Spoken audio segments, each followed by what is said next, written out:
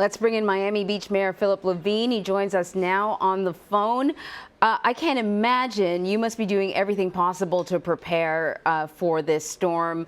Miami Beach is on a barrier island. There are a lot of hotels there, a lot of people from out of town, and even sort of a smattering of construction as well.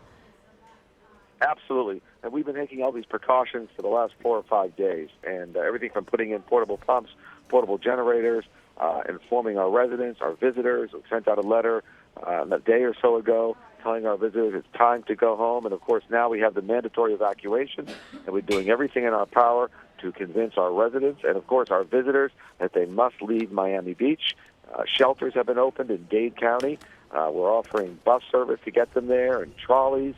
And we're working, of course, all our special groups, from folks with special needs to the elderly. And, of course, folks that have pets, we're letting them know that there are certain shelters that will allow you to bring your pets, so do not leave your pets at home. Here's the question, sir. The governor has said that once the storm hits and folks have decided not to evacuate, they've decided to stay on, that it will be very, very difficult for first responders to get to them. But in that worst case scenario, what happens?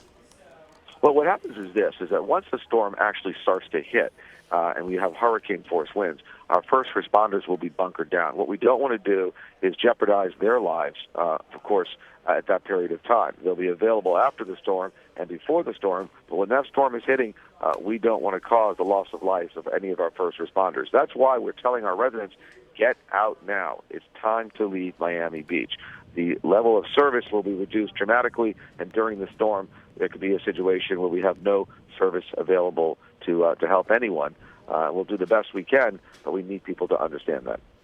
You mentioned that you're telling visitors, you need to get out. If you had a plan for a vacation, you're going to have to cut it short. But I imagine there's probably some people who are going to want to stay. They paid for the vacation, or maybe they want to witness a hurricane because it seems like it's not as dire, perhaps, when you watch it on TV.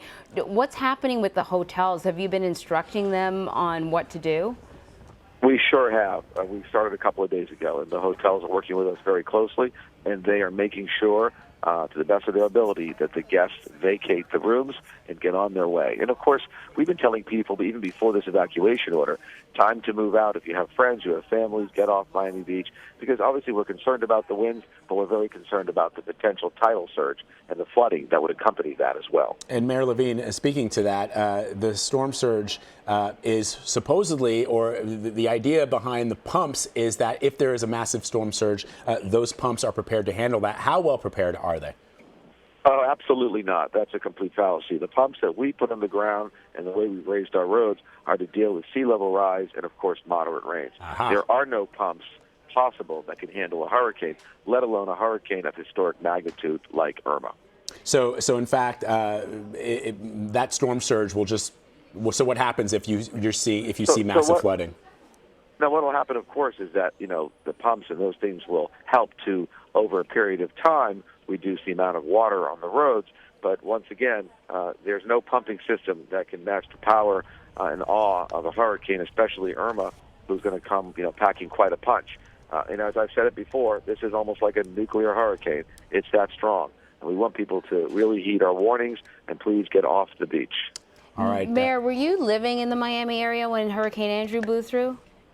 Yes, I sure was. And what was fascinating about that, as you probably know, is we thought it was coming in one direction and it hit a different part of the city. So these are very unpredictable. As much as we have the science, a lot of it is speculation. We won't know until we know when the storm is here. So better to prepare for the worst, leave if you can. And once again, a reminder, Miami Beach is an island. The only way to get off is on a bridge. And if something goes wrong with that bridge, you're going to be stuck.